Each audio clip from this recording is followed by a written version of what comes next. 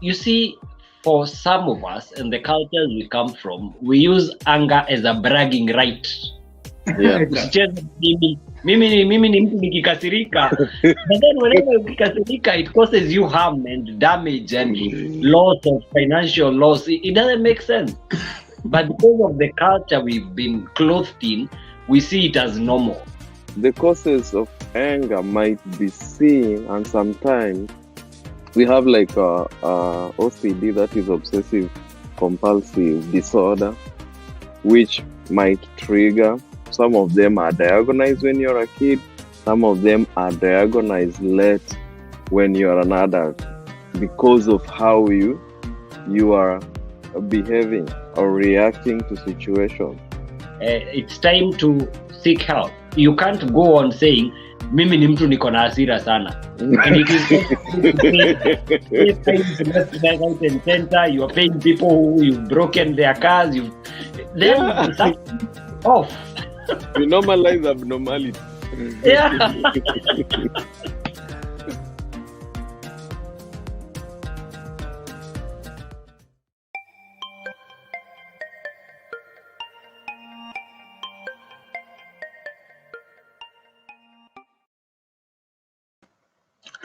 Right on time for the Men's Den. My name is Likuyani Eli, and we are into it. Yes, Anger Management Part 2. If you missed out the past one, head to YouTube. That is the Arts in Heart official, and get a catch of what we discussed last week. But right about now, I have, of course, the very own Gilbert Makomere in Oklahoma, USA. Good evening, sir, or good morning to you. How are you? Good afternoon, Eli, and good evening for our viewers who are at home. Happy to be here today. I'm glad to see you, Eli, today, and James. Thank you. I'm equally excited and glad to see you. Of course, Gilbert is our very own Mr. President. I'll be telling you more about that. But let's have James Mwathi, all the way in Nairobi, Kenya, the only man that tends to contradict Gilbert in a way that they do not agree and disagree on very many things. James, good evening. How are you, sir? Why are you maligning my name? I always agree. Good evening. I hope we are great. How are you doing? I'm well. I'm fine. I thank God. Great. How is the weather down there? Because it's a bit rainy in Africa, I'm told. For the past few days, no rain, but it's still a bit chilly. But we are managing. Remember, it's that season when we are approaching the cold season of June. So this is expected. Does that in any way help us manage our anger, or does it just give us an outburst, James, as we discuss anger management part 2 of this episode? It's funny you ask that. I keep on reminding everyone that we are in the month of mental health awareness. And it has been found that weather has a direct impact on our mental health. I will surprise you. In the Americas and Europe, we have a disorder that's called SAD, seasonal affective disorder, and it's brought about. It's very funny. It's brought about by winter, and its treatment, again, very funny. Its treatment, you're just placed in a box where there's UV light, and that light just sorts it. It's a kind of a depression that occurs due to winter, and and even in Africa, although no scientific study yet, but it has been found that mental cases go on the rise when it's cold. So probably that's a correlation. Unafanya niongee, you're making me talk about this stuff. No, I'm just trying to make you look very knowledgeable and, very informed about the geographical differences that actually affect our mental health. And of course, and true to that, I can attest to that. It is reported during winter seasons in Europe and across, these Western countries that a lot of people will tend to undergo depression and excessive stress during those moments. And that's why we actually have a good life in Africa, I suppose. But I don't know. Why are the brothers of Gilbert very angry? Gilbert, people from your village are said to be one of the most angry people. What steers the anger? No, I don't think it's from my village. I think you got the research wrong. It's somewhere close to not my village.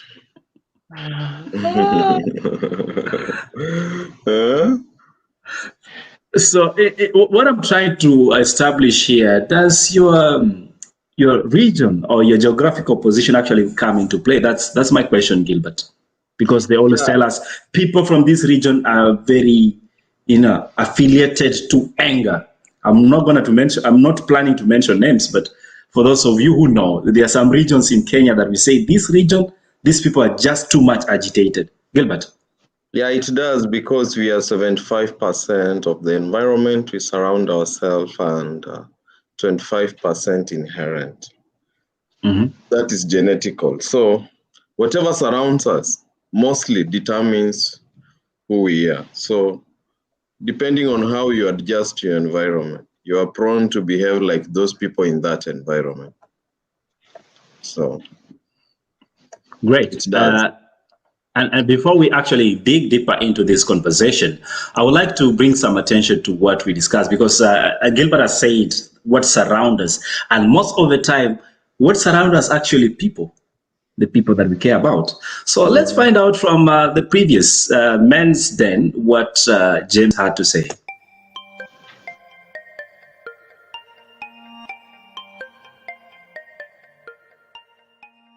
What are the people around him doing about it? Because if, for example, this person has a partner, this partner should be able to have learned, if that is if they have not just started dating, if it's some people who have stayed for quite some time together, the partner should have learned this person and ways to coax out what is troubling this person. And it is always safer to try and bring out the issue and put the issues on the table so that they are discussed, than just let the person walk away every time they are angry.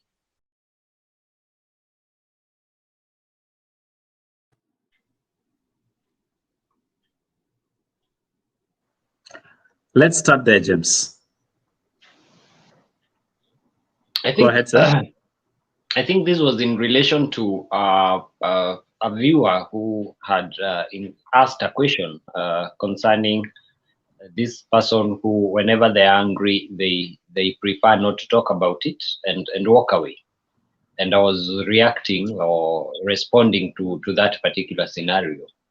But now to get you right, James, before we crucify ourselves, that was in correspondence to Gilbert's statement. So yeah. Okay, go ahead. Eli. Bring it home. I agree with Gilbert, and I've said it a number of times here, that man is a product of his environment and by extension his socialization. Yeah, you do not exist in a vacuum. So if you grow up in this culture where any little thing is responded to by a hammer, then you're most likely than not to respond in the same way. But that does not mean that you cannot unlearn that response system to fit into society and to get better emotional health.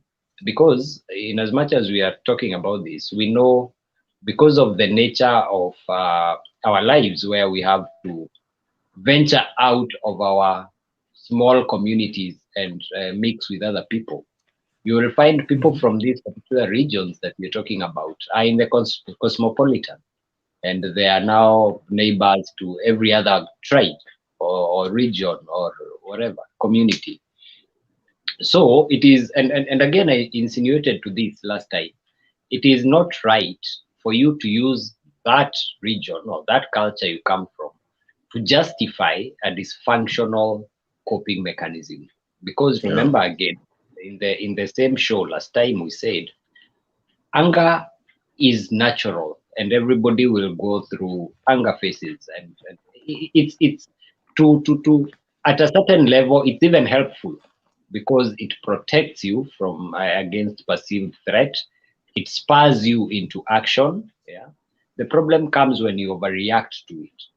But then you find there are those people who will, because of an inability to manage their anger, always resort to, I come from this region, so this is the way I find it lazy. For lack of a better word, I find it lazy thinking. Lazy thinking. And this was just to lay some background to the discussion tonight, because we actually covered quite a few in the previous episode. Gilbert, let's talk about dealing with stressful situations and anger triggers, because we realize that at most of the time, this anger doesn't just come from nothing.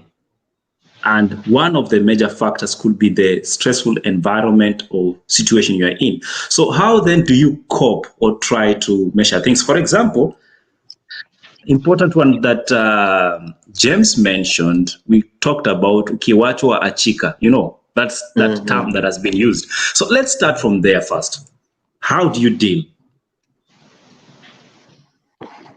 Of course, one thing we said last time, Eli, is first is when you recognize when to stop and when like to know if anger is getting over you, because we've said all the time that it should be below us. Once it takes over us, it controls us, and we'll do things we'll regret most of the time. So for us, identifying like in environment or within us, things that push us to anger is the best thing. And the problem is not even identifying. The problem is knowing how to manage yourself. Not even identify, because you can identify, and as James said, all of us are prone to anger at one time or the other. But now management is the problem. How do you deal with it when like you're in a certain situation? So for us, like on your question, like identifying situations, I thought that's what you asked for, identifying the situations that pushes you to anger. True. Yeah, you have to know, like the same way we say identify things that make you happy in life. It's the same way you'll avoid. If you know you have a problem, because we said, first of all, you must realize it's a problem to you, because there are some people whom anger is not a problem to them. It's normal, it comes, they know how to control, it doesn't overwhelm them. But if you know it overwhelms you, now you know where it starts, because it can start when you fail to control, it's beyond you. When you leave it, you do something that is not desirable. So I first of all identify when it overpowers you. By identifying when it overpowers you, you start now identifying situations in life that you know, in this situation, I'll not be able to manage. Or if you are in, like mtu anakuambia, okay, please, achia hapo. Hiyo story, wacha tuachie hapo. Because he knows himself, the more you'll continue, because sometimes we talked last time, it acts in form of adrenaline. Ikikushinda, you can't control it. That's why utaona mtu akipiga ngumi ukuta. Yeah, but I'm glad you're mentioning this. And what you say, like, you will tell the person you're almost running into confrontation with, like, let it end, call for a peace or whatever. But in a situation where it's a relationship, I've heard of people who say their spouse or partner will tell them, if you're a real man, show me you're a real man, beat me, literally use those words. How do you get yourself out of these James? Ali, and sorry, I think we talked about this last time, and we said there is no enough justification as a man for a woman to provoke you into an anger outburst. I think I said run. I remember Gilbert said flee. Yeah. It is not work. It is not work because look at it really objectively. When a woman is giving you these snide remarks, because for me they are snide remarks, she's basically poking you to see how far she can push. And definitely she's waiting for a negative response that will later be used against you. So you're being led to the slaughter. You're being led into a trap. Yeah.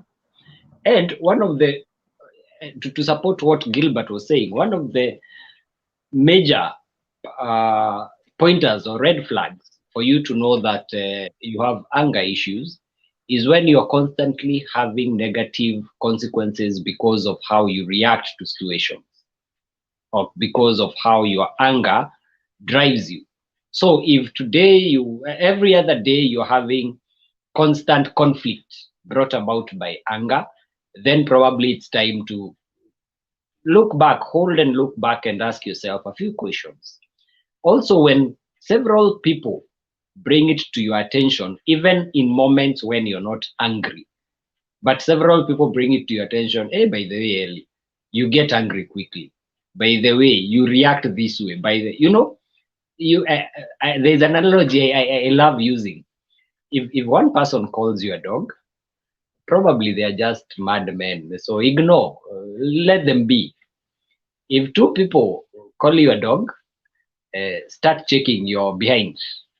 If three people call you a dog, wag the tail. You're a dog. Yeah.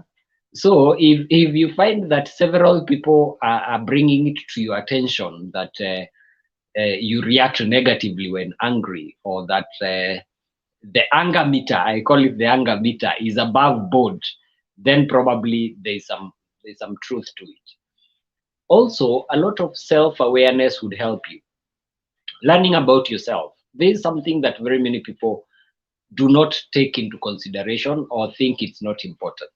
But there's so much that you can learn about yourself if you consciously put effort into it that would help you in life. Yeah. So just taking a pause every day, a few minutes, and just asking yourself self-reflection questions. How did I react today? How was my mood?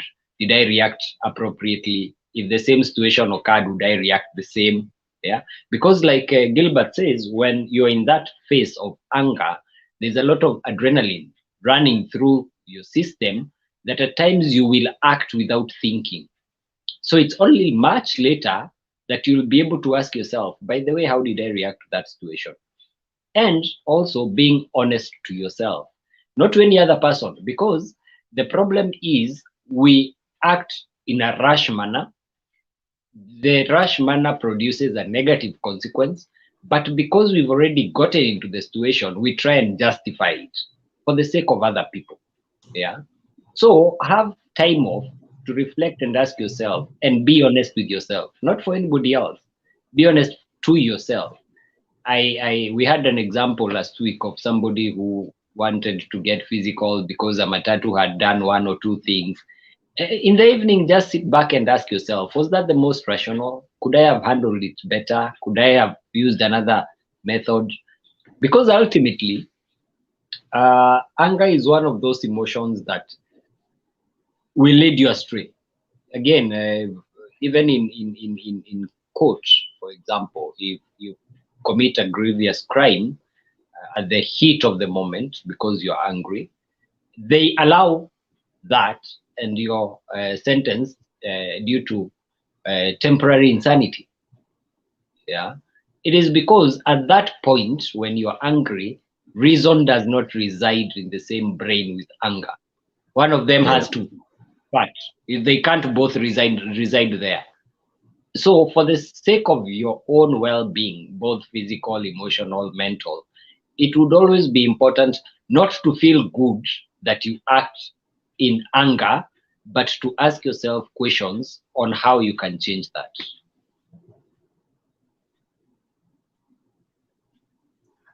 Eli, you're mute.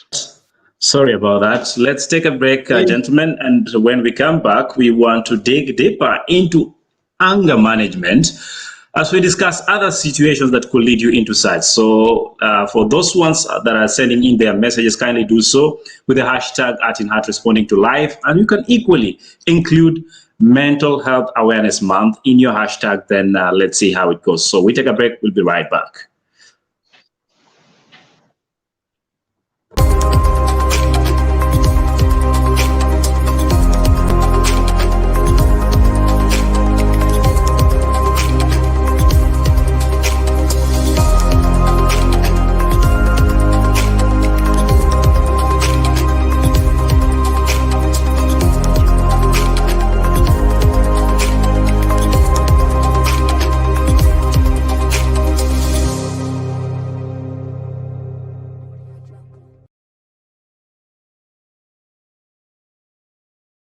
If people are actually having mental instability, there's a lot of cases of depression, a lot of cases of suicide. We are supposed to speak about it. We are supposed to talk. We're supposed to create debates online and even out of social media with people and ask them, how can we deal with this? Yeah, because I think artists are the most depressed people, if you ask me. And I say this because I am an example myself. Yeah, but if we have these platforms, you realize that if I'm talking to you like right now, it is therapy for me. Yes, so we continue with the discussion on the Men's Day. My name is Likuyani Eli, and we are right in time for the second half of this program, almost the second half of it, as we continue with the men's discussion. With me is James Mwathi, psychologist based in Nairobi, Kenya, and he tells me, yeye akikasirika huwa anavunja vitu. We'll find out, because James told us if you do that, then you end up paying people. But Gilbert, on the other hand, tells us probably it could be from where you come from and your background. Let's go medical a little bit, Gilbert. And before we do that, I see there's a lot of people attacking me on the comment section. I've ignored them. Let's start all the way with Jakita, who says, very true, James, self-reflection helps to react in a better way and be wiser. Rhoda, on the other hand, says, Leo niko na maswali. Is it okay to get angry the whole day and just talk to someone for the sake of talking to them? Interesting. we have Zaina, who says, I have an Ask SARS. Okay, and then she goes ahead and asks, this is her question. Do we have an anger school in Nairobi? And if yes, where is it located at Aki, watu wa Nairobi? Si wanakuanga na hasira? I think they need to swipe some cloves and cinnamon tea. Okay, that one we will find out if there is a school of anger in Nairobi, because James is more located there. Paul Kusho says, now we are concerned with managing cash, stress, and COVID. Anger is optional. Okay, that's your opinion, sir. We'll find out if James is of the same school of thought. Martin Mwangi says, we should have, okay, that's for another time. Gregory Gikonyo says, sometimes I smoke cigar or go to the gym to manage my anger. For everybody else who's joining us, thank you so much for joining us.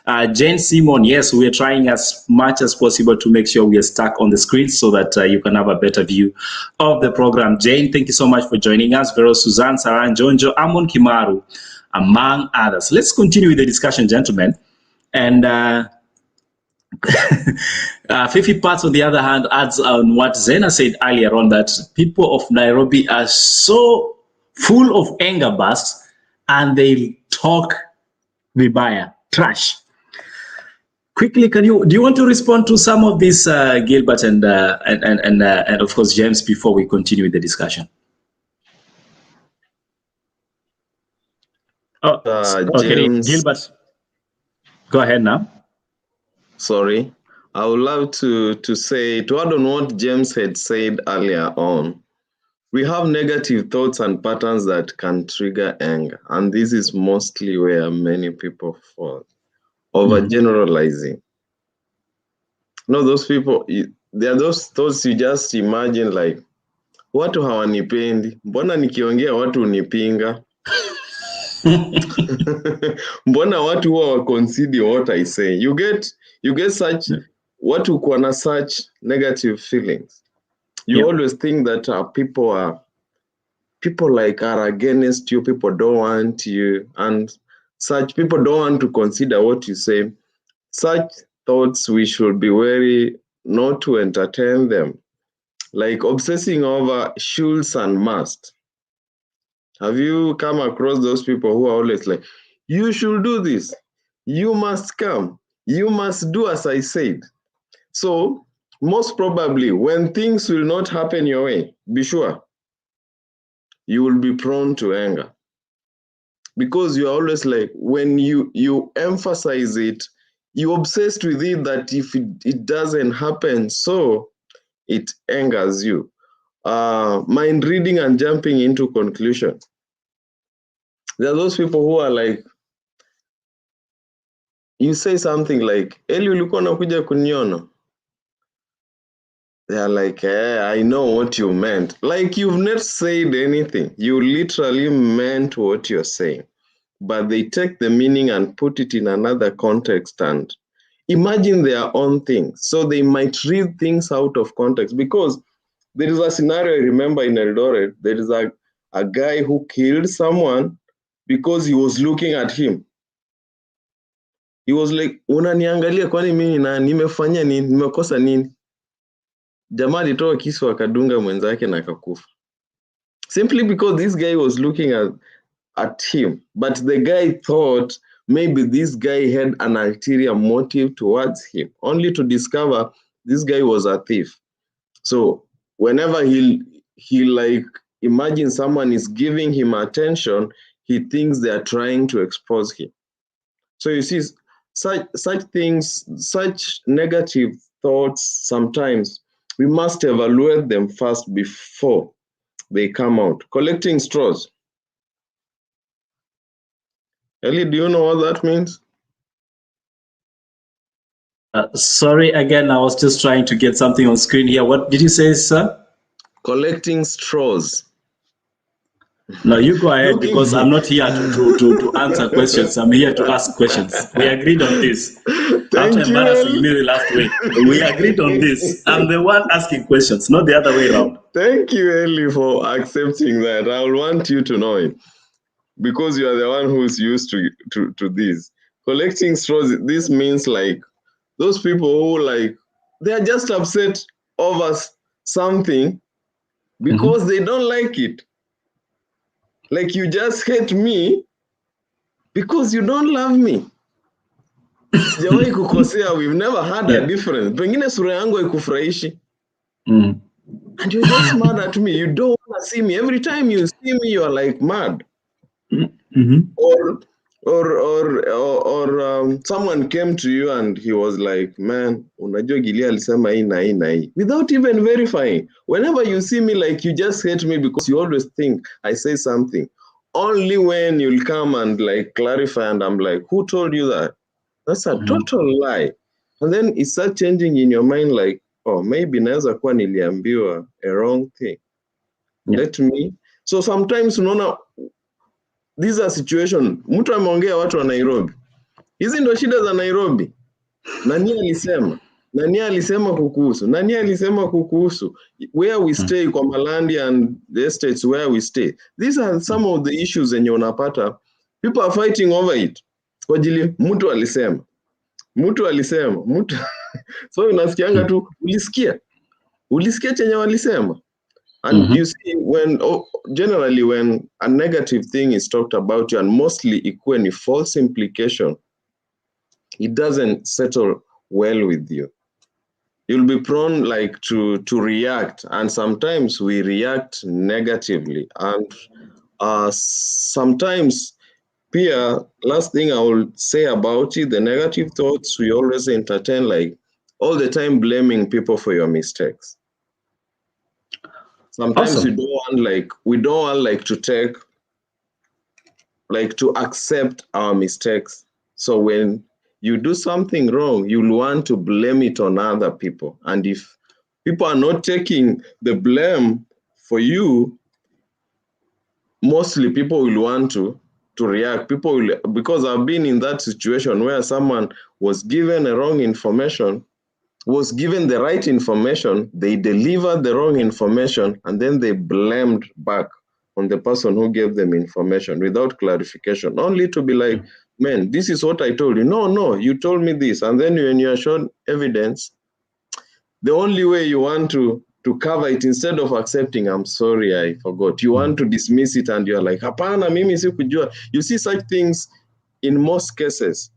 They are small things, we take them for granted, but eventually unapata zinaleta issue, inakuwa ni confrontation. Next unakuwa we are unable to manage ourselves, unajipata tunaingia kwa altercation. Tuingia kwa altercation, tuko kwa repercussions that we can't handle. Just for the record, after collecting the straws you've collected, there's a word that our very learned friend used here. Says Malandi. It's a confirmation. Is from the western region of Kenya. There is no word like that. That he meant those apartments. So for those who are taking notes, don't look for the word in the English Oxford Dictionary. There's no word like Malandi. Malandi is a word they use in his village to mean apartments or rented apartments or flats. So James, we have heard about Malandi. Let me hear something about yourself on this very concerning issue of people pushing back and saying it is their fault instead of mine, and creating those kind of anger outbursts. Is this more a psychological issue or a personal trait issue? We agreed, Ali.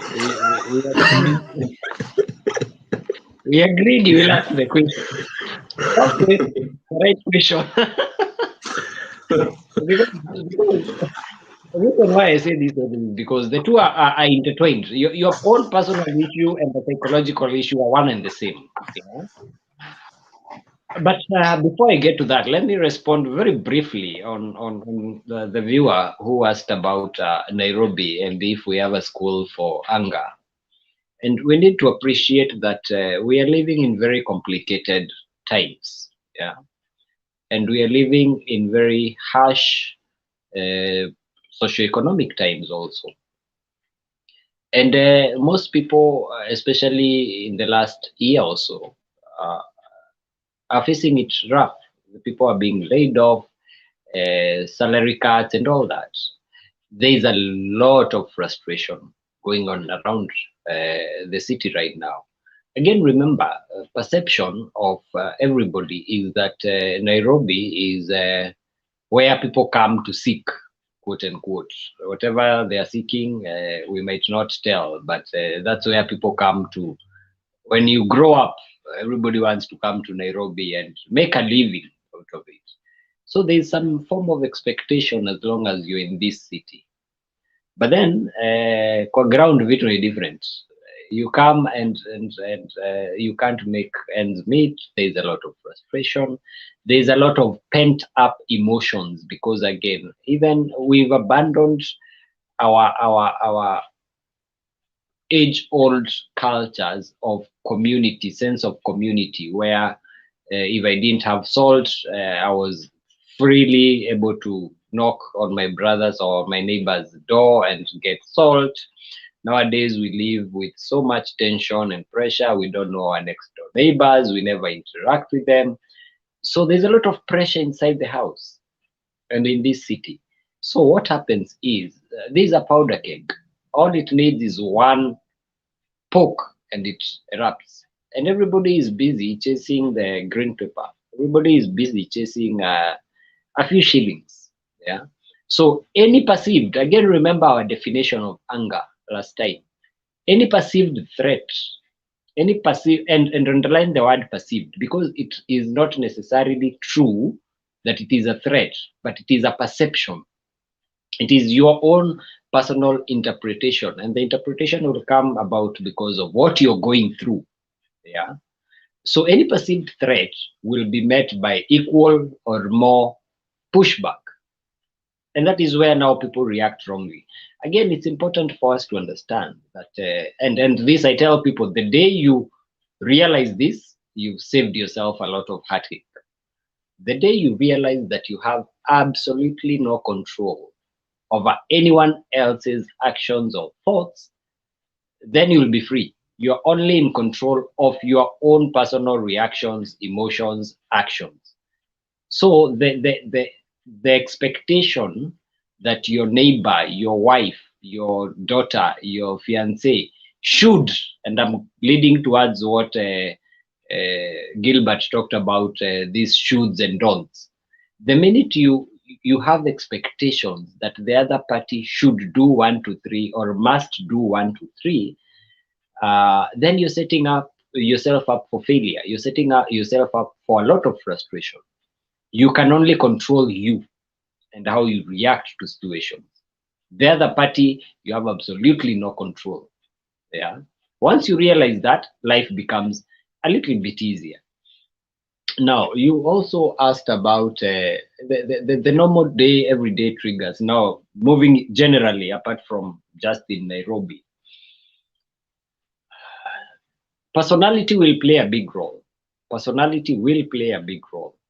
Again, we have different personalities, and this is where I was bringing the aspect of self-awareness. Yeah, because I usually tell people, when you're not self-aware, it's like getting yourself on a blindfold and trying to cross Mombasa Road, hoping that no car will hit you because they are all seeing you. It's you who is not seeing them. Or I don't know if you've ever confronted or come across a child who has done something wrong and they want to hide, and they close their eyes like this, and they think because they can't see you, you can't see them. That is what that is how we act when we have these anger reactions, because we expect everybody else will understand why we are reacting the way we are. While at most times people look at you in pity and wonder, what's wrong with this guy? What is making him this go ballistic? Yeah. So ultimately, while we might try and justify anger in all its forms, there is absolutely no justification. Yeah, and like Gilbert likes saying, the minute it starts controlling you, we have a problem. The minute it starts controlling you, there is a big problem. Yes, I'm just trying to find out, James, from what you've said. Gilbert, would it be easier to actually explain yourself rather than just expect everyone else to know why you are angry? It will be easier to explain yourself. The only issue here is when. You can't explain yourself at that moment. You are not in control of yourself. And that is what most people want to do. You want people to understand you when you are in a position that you can't control yourself. Why can't you manage yourself and calm down first? And then let people understand what you want or what you meant. Because at that point, you can't control yourself and you're trying to put a point across.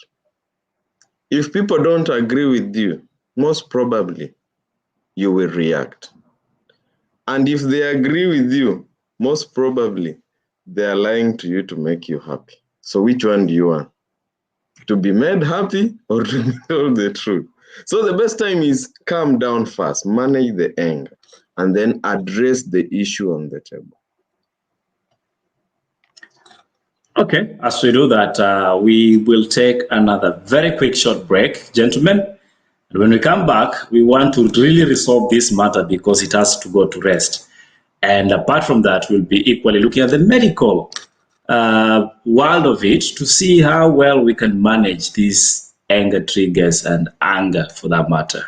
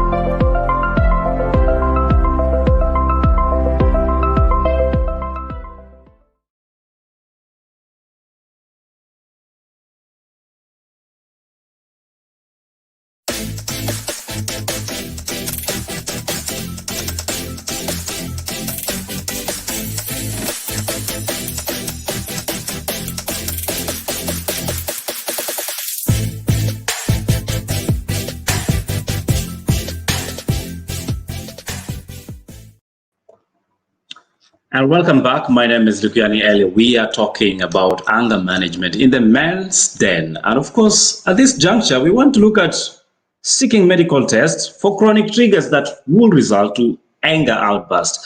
So I have with me, of course, James and Gilbert, all the way in Oklahoma and Nairobi, Kenya.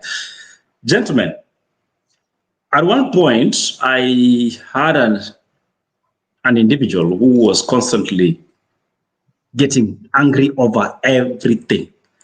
And they couldn't contain themselves until one day they walk to the hospital feeling overwhelmed and they get tested and they were told you are an hyperthyroid patient.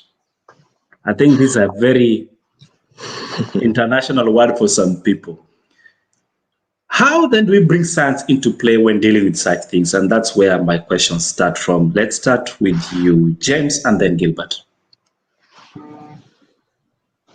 Thanks, Sally. Again, from borrowing from last week's show, we also said that anger can be a symptom of very many other ailments and disorders. Remember, anger on its own is just an emotion. The failure to control it is what now would lead to us asking or raising questions. Yeah. So when you talk about hyperthyroidism, there are very many other conditions that might trigger anger. Yeah. For example, somebody with anxiety disorders will have moments where, because they're overwhelmed by the anxiety, they can't deal, and it leads to this anger outburst. Somebody with depressive illnesses, for example, will at one point be so depressed and feel so out of touch with reality. Nobody is understanding them. They feel worthless, and they result to anger and or violence. Yeah. So there's all those disorders that can be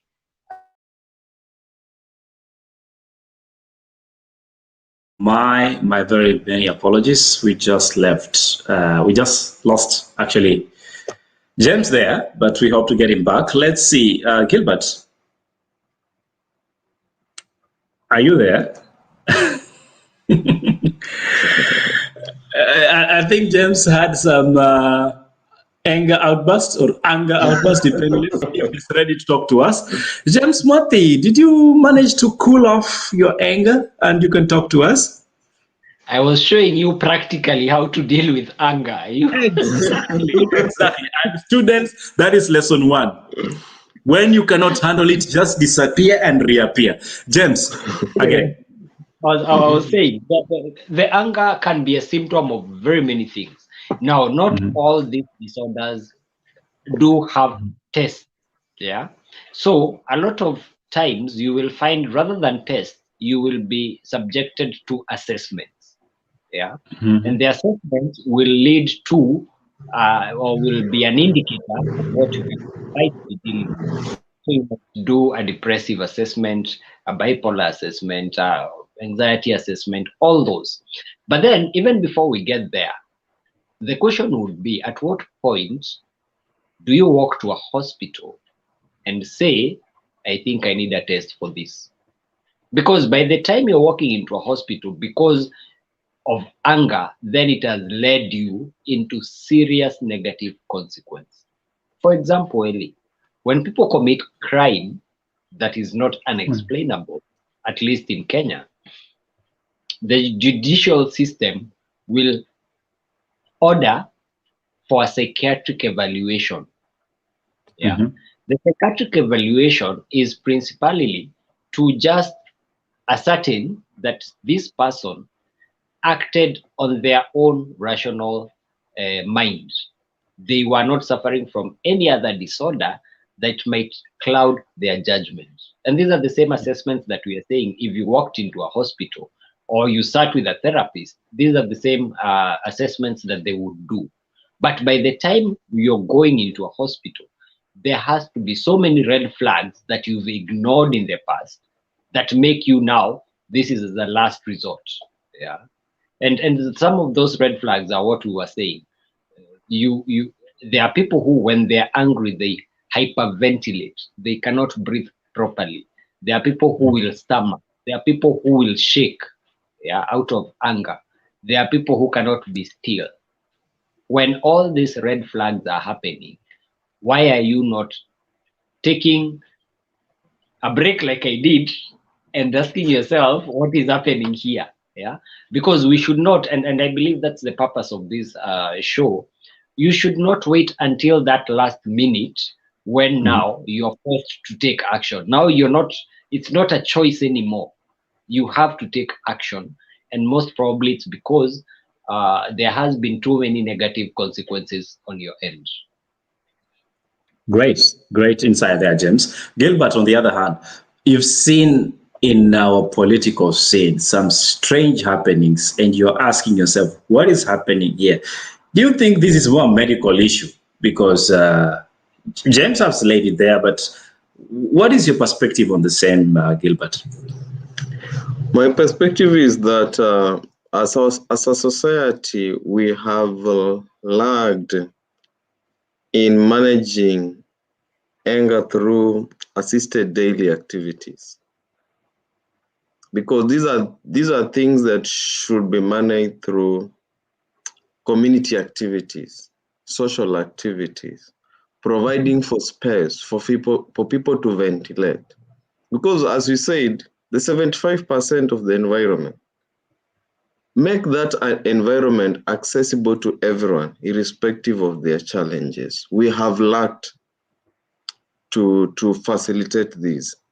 Because if we facilitate this in the community, we will try managing it at a lower level before it explodes, as James said. Because if we leave it and we want to handle it at the last stage, we might not know what we are handling.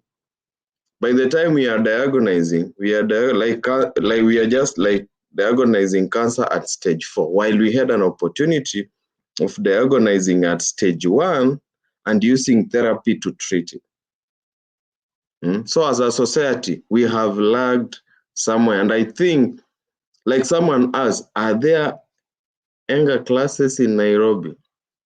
It should not be even in Nairobi. It should be in your neighborhood. Or let's go to the smallest unit, in homes. Are there mechanisms of people managing anger? Do people talk about it? Do they realize it's something affecting them as a family or members in the family?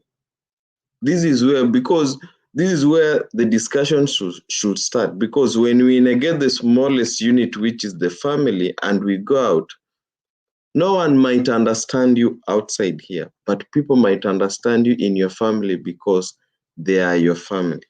Even if they don't understand you, it's a better way of learning how to make them understand you before you come out here, because out here ni ulimwengu. Kama mama hakufunza, out here people don't know how to treat you. So they will treat you the crude way. This is the way James would say. They will go ballistic on you.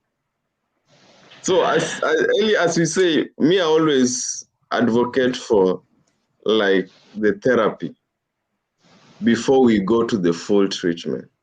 Let us capture these problems at the smallest units at home. Individually, realize, if, like James said, awareness, self-awareness, very important. Jifanyie assessment. Ask yourself, is this a problem to me? Look at how you react over situations and just ask yourself, was I rational in that decision, in that action? So that we start at individual level, we go to family, we go to community, we go to society, and then we move as a nation. Because these things, you see them on the national platform, they stem from homes. They are not stemmed in those smallest units. When they reach the national platform, it's the worst, because these people, you can imagine, they are like our mirror in the society. So what they do is justifiable, and some people take it for a word and they make it normal, and they'll be like, if Eli did it, and Eli is the newest celeb in town. So who am I? This guy is trying to flatter me, but it's okay. I accept your flattery. Let's just respond to some of the questions, James and Gilbert. Okay, James, go ahead. No, I just wanted to add a little bit on the question that you had asked about the national platform, and also to add on to what Gilbert is saying. And I don't know if you came across this report that was released this week, either yesterday or the day before yesterday, by the Ministry of Health, that says 1 in 4 Kenyans has a mental disorder. Yeah. So now think about it, and group our politicians, and when they are on that podium, who tells you that the one we cheer loudest is not the one with the mental disorder? And I ask that with all the respect, because in the recent past, a few of them have come out and said, I've been dealing with bipolar, I've been dealing with this condition or the other condition. Yeah. So while we might at face value not see it, I know one leader who became very vocal because of his anger outbursts. Whenever there was an issue, he would be there like clockwork, quick chap quickly sorting out issues and firing people left, right, and center. And people thought, yeah, this guy is the real kahuna, this is the guy to sort out all our problems. Yeah. But then it ended up he was not well. Yeah. So let's not just look at anger as anger on its own. Let's even when we are dealing with ourselves, let us look at anger in a deeper, especially when you realize that despite your best efforts, you're not able to control it. So you've tried to do the self-reflection. You've tried to tell yourself stop. You've tried to ask your partner to be your accountability partner to help you catch yourself when you're about to go boom. But then if nothing is working, probably it's time you got an assessment of what might be going on. Thank you, James. I'll ask one more question before we go to the comment section, because time is really not on our end. James, what is the situation when it is a child in this case that has these issues of anger outburst? And most of the time we will advocate for home remedy, but is it the most appropriate one in this case, gentlemen? Now, when it comes to children, it becomes a bit more delicate, because for a child, they have not fully formed the cognitive capacity and ability to decipher things on their own. They are still under instruction and being taught and socialized on what is acceptable and what is not acceptable in terms of behavior. That is number one. Number two, when it comes to children, you might find that there are some aspects of their lives that they're trying to deal with that they are unable to, and they are afraid or unable to bring out, so that they can be helped to deal with them. Yeah. So you find the outburst, the anger outburst, will be an expression of some unmet need. Yeah. So the best for a child, especially if as a parent you are not able to sit down calmly with the child and have a conversation that they feel secure, number one, because that is the first thing that they should be reassured of, that they are secure and whatever they bring out will not be used against them, and they are allowed to speak out their mind. If the parent is not able to do this so that the child is able to talk, I usually advise, let them see an independent therapist, somebody who is neutral, somebody who can build trust with this child to be able to bring out whatever is happening. Remember, Eli, what we were saying about socialization. If this anger in a child is not captured and dealt with, then what we are socializing them to do is that even in future going forward, the way to deal with unmet expectations, unmet needs, is through outbursts. And again, woe unto the parent if any such outburst is rewarded by what they want, because now you are reinforcing that negative coping mechanism. Every time the child bursts in anger, we tuliza him and we buy him a lollipop and a chocolate. what you're inculcating in him is that whenever he wants his way, all he has to do is present that side of him, and then everything will align. Yeah. So dealing with the child is a bit delicate because their cognitive functioning is not yet fully formed. Thank you. I will go to the comment section so that Gilbert can be able to respond to some of the questions out of concern for time. Gilbert, you can take that one. Eli, before you go to comment section, I will also love to add on what James said. If we don't manage our family unit, as I said, if we don't speak about it as a unit, there's a problem. One thing also we need to realize, the society is fast changing because of the social platforms that is bringing in new trends that were not known to us. And some of our parents are new to these trends. So you find a kid who can do what you cannot do, yet you are the parent. So you cannot even control because you don't know, but the kid knows because they have learned from others, they have learned through the TV and the social platforms that are there. So what is lacking now is parenting skills. We have parents who still depend on the conventional way of parenting. You are parenting a modernized kid who is socialized. Your ways are just out of place. So I think this is what we should do as a society, that we should come. I know there are places, there are organizations that offer those classes, but even our parents very keen to go for these classes. You'll go in a hostel and they will require come with both dad and mom. Dad will not be available. They are very busy chasing the green pepper. So on Thursday, when mom goes to hospital, dad is not there. So even if you ask this dad, the development milestone, they know nothing. They'll be like, what are you talking about? Yet you're a father to this kid. You have not known, you have not even measured, you have not even celebrated the milestone in this kid's life. You don't know if they are deviating or they are appreciating. So I think we need to be aware. Self-awareness is very important as parents. There's a kid, I can mention an example. There's a kid who had an issue in school. She was very reactive to situations, very reactive. And then they called in the dad. First time, they said the parents should go. So the dad went. The second time, the dad went. The third time, teachers asked, where is the mom? All the time we say, we call in for parents to come. We only see the dad. Where is the mom?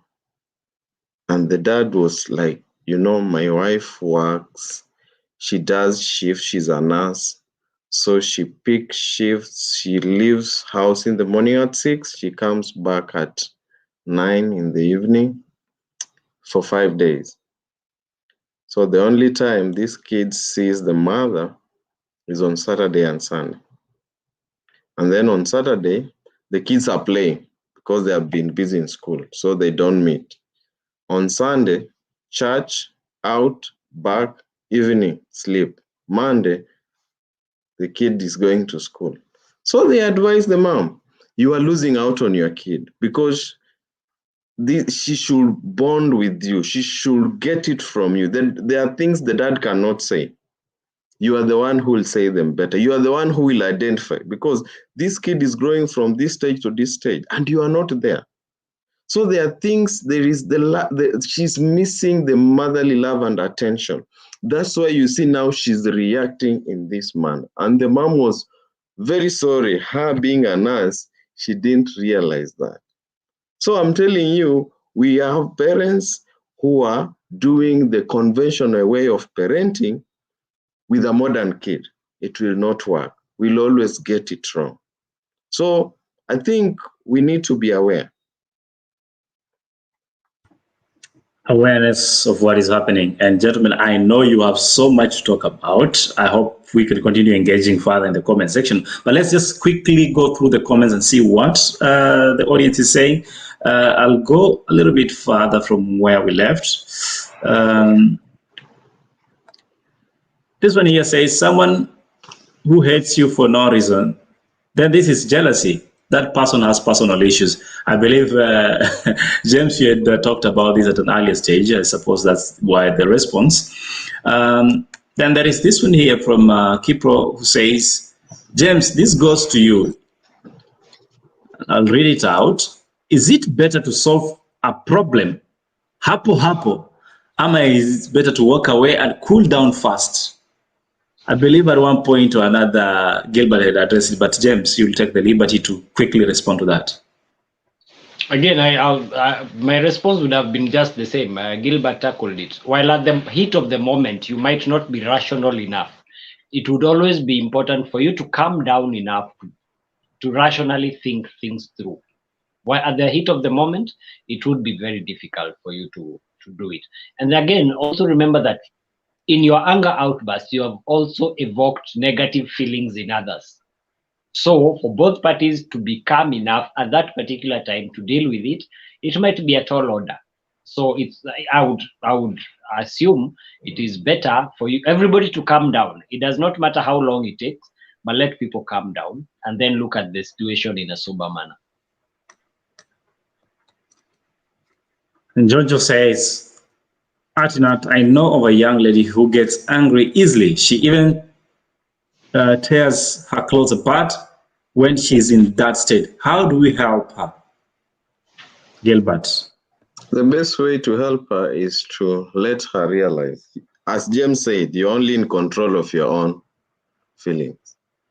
You cannot decide for the other person, and you cannot prescribe for them. The best thing is making them realize that they are in a situation that needs to be handled. They must accept first, because the worst thing is helping someone who is in denial.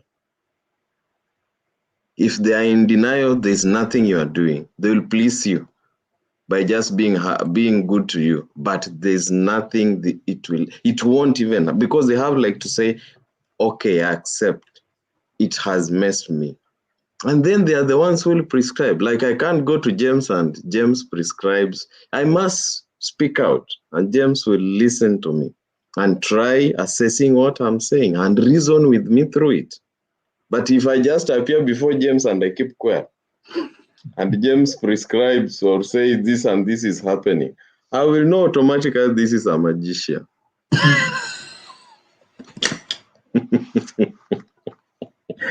Your sense of humor, sir. Your sense of humor. No, you have to give me right of reply. But then, Eli, in the profession, again, something you bring out. Number one, for that particular question, if I was to respond to it, anger until she tears her clothes, nothing much you can do to her. Get her to a therapist. That is all I can say about that particular case. But then, to respond to Gilbert, I usually say, if a client sits in front of me and says nothing, they are communicating.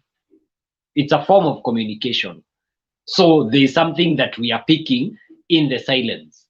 So I might prove that I can be a magician to an extent. That's where the magic comes in. That's why he's a psychologist. Okay, I know James should be very happy to respond to this. James, again, your minute of fame, because this is becoming your common line in this show.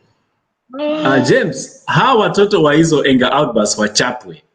I remember my mom could hit you with anything that she comes across ukijifanya uko na hasira. Literally anything. Nowadays, kinakababa are not canned. And I'm underlining the word kinakababa. No. Wacha nijibu before James ajibu, because I know what James will say will be closing up. Okay. Sarah, I don't agree with you. As I said, we are raising kids using the conventional way to to kids who are socialized differently. So if you say, unaona vile amesema, nakumbuka mama yangu, na huyu si sasa yeye anasahau ni yeye sasa ndio mama. Wana handle mtoto mwenye hakukuwa na mama yake those times. Things have changed, laws have changed. Usichape mtoto tu anywhere. Mtoto ako na right sahi ya kupeleka kotini kama mama na utashikwa. Let's be aware of what is happening in our surrounding. Caning is not the only way of reprimanding. There are different ways of reprimanding. And for me, Eli, I always advocate for ways that will make mtoto asifanye hiyo makosa. If you can, kama unaweza izuia mapema before it happen, fanya hivyo. Because some of us, as I said, we are very absent. We are not there as parents. We are not doing our equal rights of parenting. Tunafikiria parent ni kukua tu, kununua chakula, peleka shule na kuuliza results. Umeoga? You see, we are just giving. At what time do we listen to these kids?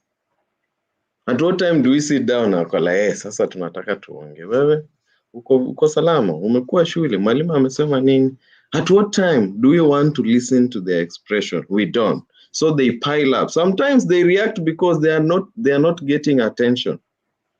And Eli, you can be in a group of people and you are lonely.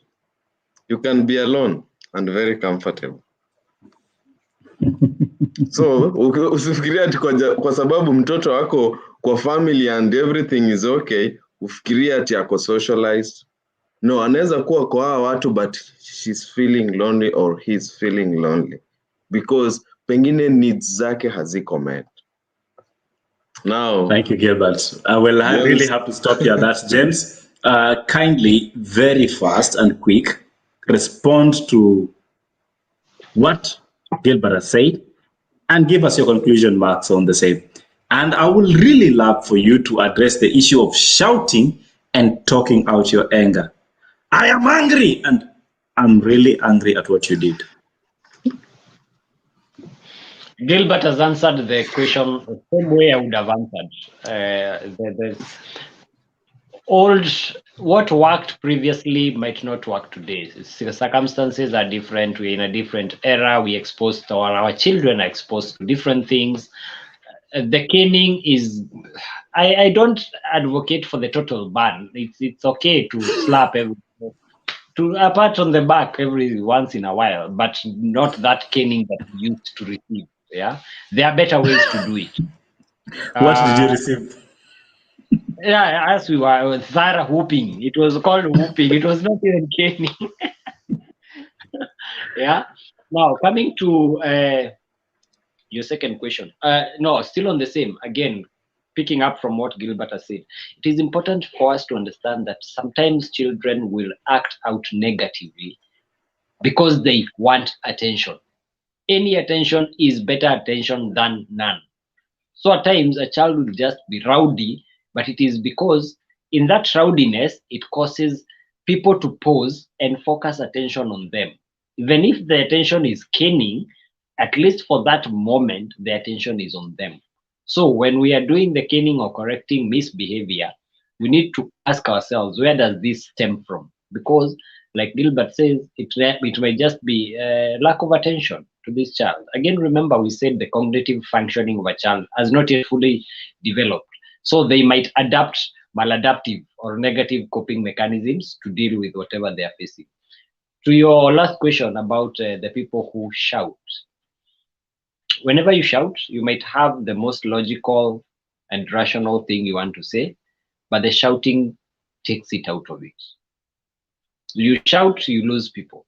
And you might have something very solid and very reasonable that you want to say, but how you deliver it makes people either receptive to you, or they dismissive.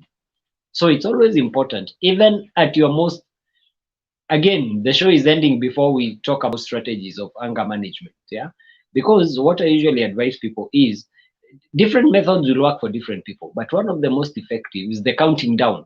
Just count down to 10 before you respond, because at that moment you are adrenaline is rushing and you feel, no, I need to let this out. They need to know. Count down. It will help you calm down, because the minute you let it out and you shout, you've lost people. Okay, and I believe that is something that Jekita had actually mentioned in our comment earlier on, gentlemen. So unfortunately, we have to really end this show tonight. In case you had a moment that you wanted to have some questions addressed and you didn't, be sure to reach out to James Mwathi, and he's a psychologist and he can actually lead you through in a more professional way. His contact is +254 724 773949, and that is mwathijamesmwathi@gmail.com. Again, the contact is +254 724 that is 773949. And Gilbert and I are very available on social media, and he can be of more help than I am to you. I'm only here to ask the questions. They're here to give the answers. As we conclude tonight, just remember, Gilbert mentioned about loneliness, and what a way to enter into tomorrow's discussion as I hang out with Nyokabi GK Kamau on Alone and Lonely. Find out what is this all about tomorrow night on our show and discussion with Nyokabi GK Kamau. As I close down, I want to remind you of a Nigerian proverb that says, no matter how hot your anger is, it cannot cook yams.